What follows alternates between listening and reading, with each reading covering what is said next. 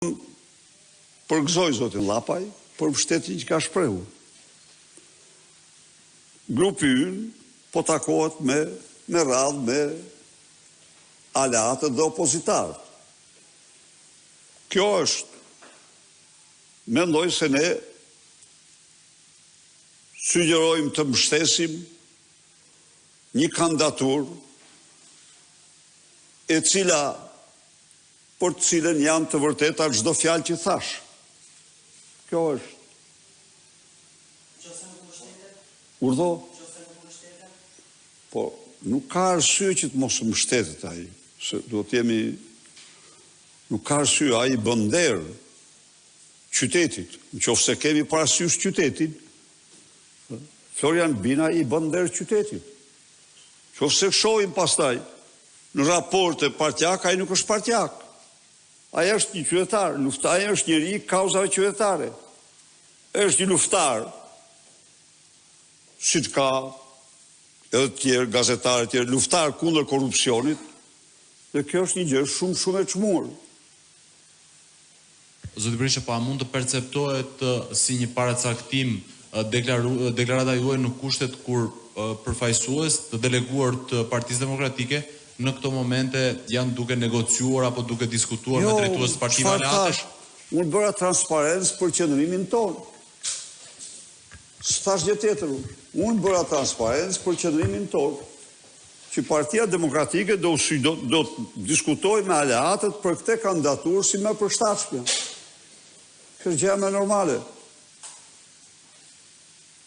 Sepse është një e vërtetë kjo. Ne mbështesim, gjykojmë se kjo është kandidatura që plotëson të gjitha kushtet dhe I falenderojmë çdo kandidaturë që ka marrë përsipër të çdo njeri që ka mori përsipër të kandidojë. Unë fola disa prej tyre, fola para jush në mëngjes. Ata janë personalitete shumë serioze. Me pa përjashtim. Kam vetëm respekt për ta. Pa të krahaso pastaj një gjë, se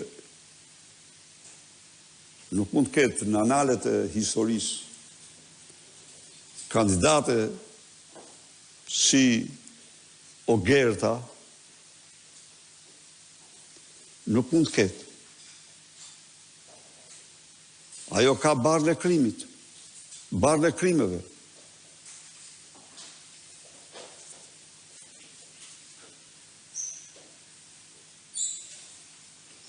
Ajo ka disa dosje në skap që jam mbyllë, që I blokon Altin Troplini. Ka disa, jo një.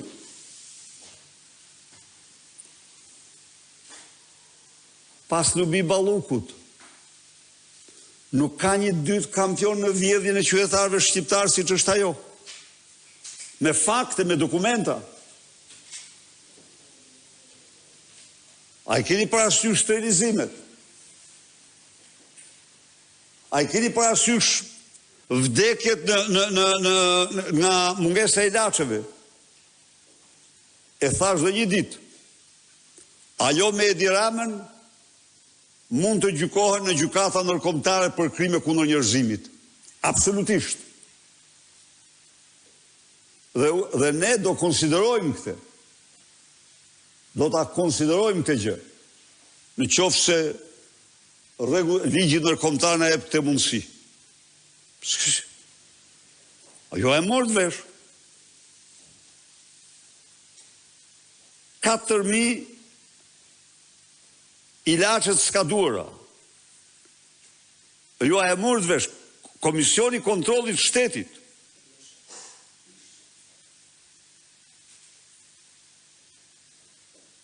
Mungesa totale të kujt?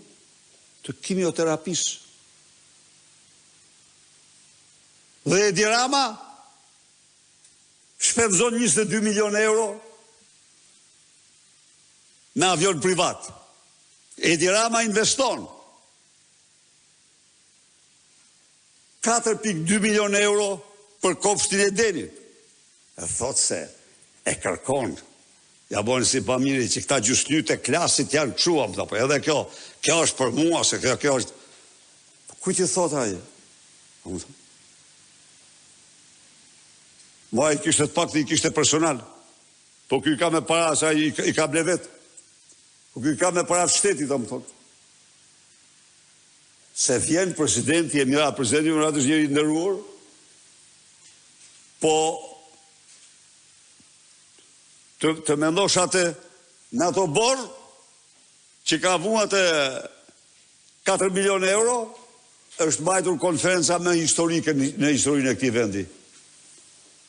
Aty George Bush ka shpall pavarësinë e Kosovës dhe antarësinë në Shqipërisë në NATO.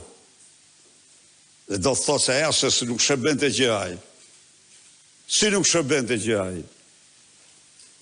Aty priteshin të gjithë miqtë dhe nuk blokoi bulevardi